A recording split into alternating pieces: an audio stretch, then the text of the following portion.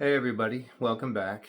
Um, Tonight I wanted to talk about something that has been a major thing in my life recently, personal peace and learning how to walk in your daily life in some kind of personal peace. And some of the things that I've learned about it along the way, I want to see if, just as a community, as other people that are out there going through your own experiences, what if any of this resonates with you or how you feel about it. Um, I myself, I'm a Christian. I absolutely believe in an afterlife and that ultimately all of us are going to spend much more time in eternity than we are here, just like everybody that came before us. And that's something you have to keep in mind every single day because you realize everything here is passing away. In 100 years' time, and I noticed this is something I've noticed several different times. The property that I live on, that my small place is built on, is surrounded by older homes that, well, not really older homesteads that for the most part don't exist anymore. These were families that lived here for hundreds of years. Um, just families that had smaller homesteads, farms, other things like that, and they're all gone. Most of them lost everything during the Great Depression of the 1930s, and in a couple of different places you can find. Sorry about that. One of my heaters is kicking in. It's getting down into the low 20s tonight here. So these people, in reality, the only thing that's left of them is a marker with a name on it. Nobody thinks about them really anymore. I probably was the first person in a long time that thought about them, simply stumbling across these gravestones, and they are in a cemetery out in the middle of the woods because there's parkland all around me, and they were blazing trails for people to go hiking and biking and running on. And they ended up coming across this cemetery, and they had to designate it as a place for the county to come in and do a bunch of official things with it. But it's the only thing that's left of them. And you might think, what does this have to do with really personal peace at all? And it comes down to the realization that you really have to think about where you're going to spend eternity and what really matters to you, because 100 years from now, no one's going to remember who you are. The car that you tried so desperately to pay for and spend all that time shelling out cash and all that effort to go into it is going to be rusting in a field somewhere. It's going to be sitting in some junk heap somewhere. It's not going to matter anymore. Your house will either be owned by somebody else or probably knocked down. Most homes from 100 years ago don't exist, if you think about it. They're gone. All traces of everything that most of those people owned, gone. So pretty much every trace of them, except for a few fleeting, very fleeting reminders, is gone. That they were ever even here. And these are people just like you and I that had hopes and dreams and everything to live for. And that's gone. It's over. And they are now in eternity, and many of them have been in eternity and gone from this earth far longer than they were here at this point. And that is something important to keep in mind and keep in perspective when you don't have any personal peace about your current life. That blink your eyes, whatever you're going through is going to change. Whatever problem you're going through is going to change. And as somebody myself who's been through a number of situations, going back and talking to other people and realizing what they've gone through, the level of turmoil and problems in their life, and yet they've persevered and they've come through and they've managed to find some level of peace, knowing that this isn't it, this life, and even in this life, it's very, very temporary. And those are tenets that I kind of hold to. Those are just things that you have to keep in your mind all the time so that you can have peace to face everything. And some other things that I've learned over time is simplify. Simplify your life. Don't complicate it. And the interesting thing is, most of the problems that we have, in many regards, are self-imposed because we believe that we have to have some sort of certain standard. We believe that something has to be a certain way, that we have to do this, we have to do that, and we end up complicating things that we never really needed to. We never needed to get involved in something where we ended up in a relationship that was demanding far more than it was providing, in a relationship that was unhealthy, chasing after approval from certain people in our life that they're probably never really going to approve. And you have to realize that going down the right path doesn't always guarantee you smooth sailing. In fact, there's a lot of people in history that going down the right path guaranteed that things were going to shake up their life, but they had personal peace during all of it. And that's something that you have to understand, is personal peace isn't really something that comes from your circumstances. It comes from the realization that your circumstances, especially in this life, are always temporary. It's all going to end at some point. And you're going to spend a lot more time off this earth than you are going to spend here. And as far as my realization about how to have like a level of maybe peace, and I want to see if this resonates with any of you out there, just a level of peace and stability in your life as you go through the daily grind of everything. Learn how to not complicate your life. Don't bring somebody into your life that brings damage or trouble or tumult into your life intentionally. And you know who those people are. You actually can really simply clarify who those people are by simply really assessing the whole situation. Take a look at it and figure out, if you take a look at all the effects they've caused on your life, are they mostly negative? Are they all negative? Is there very little positive that they're bringing to this? Now you're beginning to see what they're causing in your life. Like if they cause you to cheat on your marriage, cause you to be dishonest with people, cause you to be somebody who complains and always is venting and having problems with everybody. These are people that you probably shouldn't keep around. And not only that, they're people that are going to probably prevent you from making any forward progress. They're not going to come with you on the journey. They want to stop you from being on that journey because they feel more comfortable keeping you right there with them.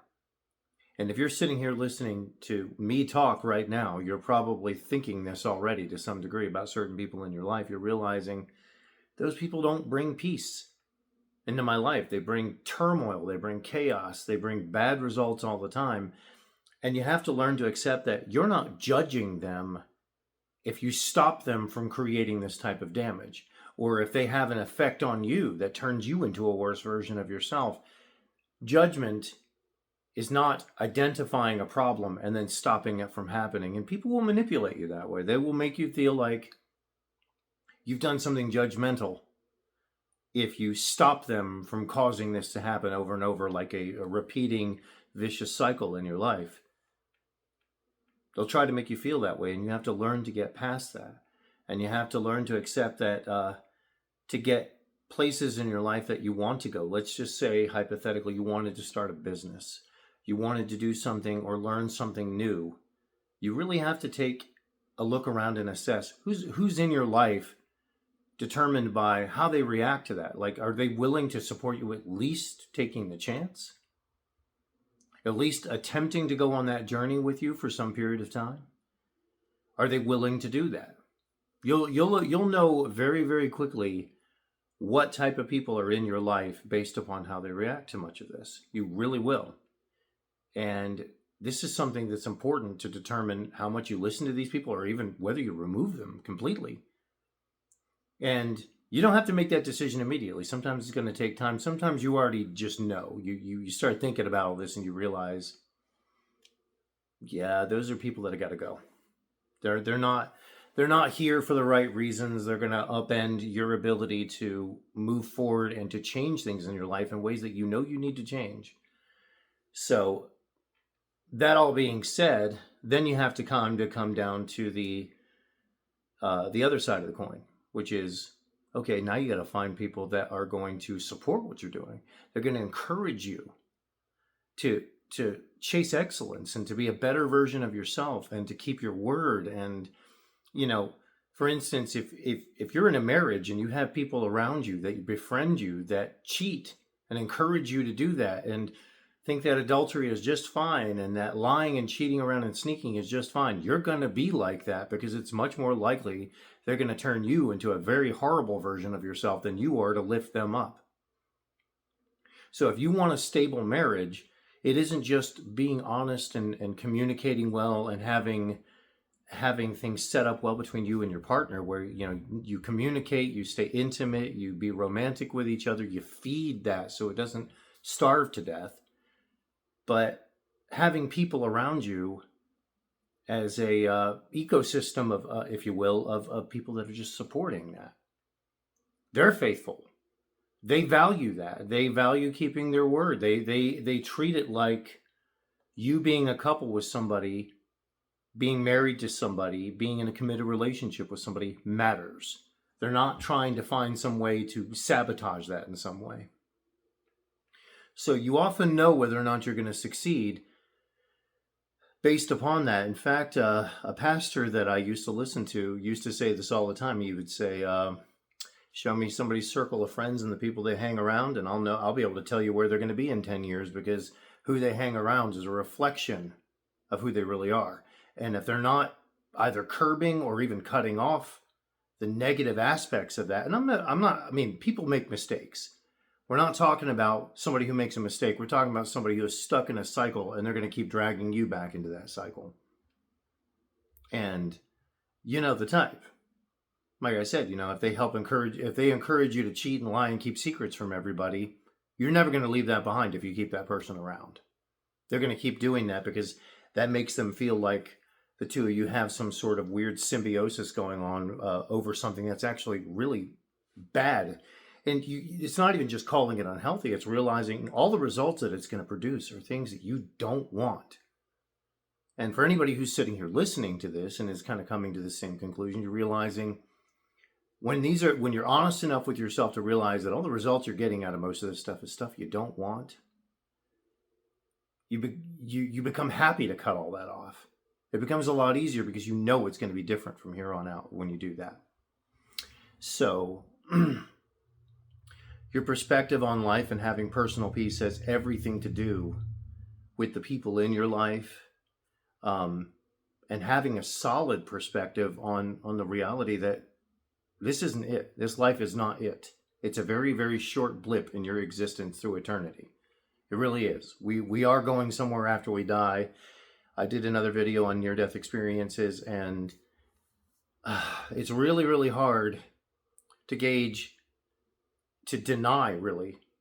After you look at everything in history, everything religious from the Bible, everything that is mentioned by everybody that came before us, and every near-death experience that has ever happened that's been recorded, no one ever came back and said there's nothing. It's all a big waste of time, and it's all a big nothing, and nothing matters. No one ever came back and said that. I don't think that's a coincidence. I think that's a very clear indicator that we know something's coming and something's up. When we leave this world, the only thing that's going to matter is how we treated people, whether or not we clung to the reality and hope that there needs to be a new version of all of this. This is a fallen world.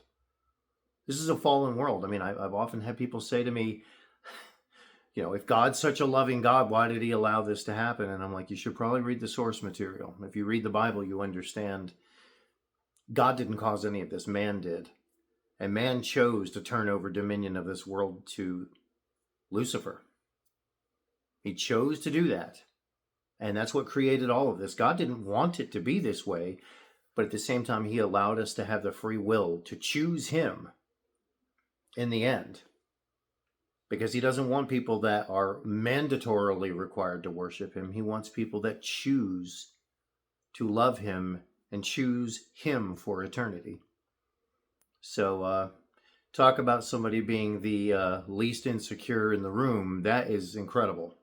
That he would allow us free will to the point to where we could even harm ourselves with it. But to a certain degree, if you can't choose it freely, then it isn't real.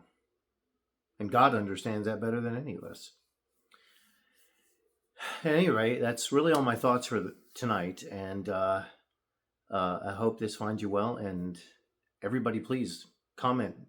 Come on in. Let's make a community and let's survive these trying times, because it is crazy out there. It is really crazy. I got some videos coming up where we're going to talk about a lot of what goes on out there with finances, maybe expand a bit upon my living situation with, I live in basically like a cabin that I designed and built, modern, rustic kind of look to it that I'll admit didn't come from my ideas. I stole them from other people because I looked at it and was like, hey, I like that. Hey, I like that. And I stole it and brought it in here and made it happen. So I look forward to hearing from all of you in the comments. Anybody that wants to give me feedback on what helps bring you personal peace in your life. And I'll talk to you all soon.